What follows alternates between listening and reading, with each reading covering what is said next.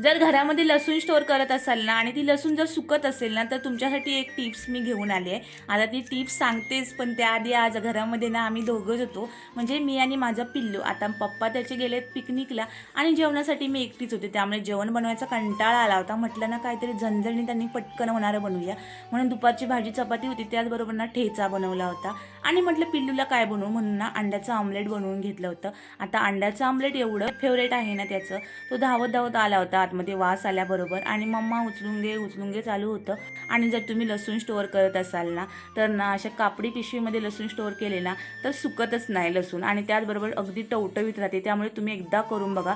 कापडी पिशवी नसेल तर कापडामध्ये पण बांधून ठेवलं तरी खूप छान. आता तुमच्याकडे तुम्ही कसं स्टोअर करता तेही मला कमेंट करून नक्की सांगा. रियांचा अभ्यास घेतला, त्यानंतर जेवण केलं आणि आपलं नेहमीचं काम, भांडी घासल्याशिवाय आपल्या झोप कुठं लागते.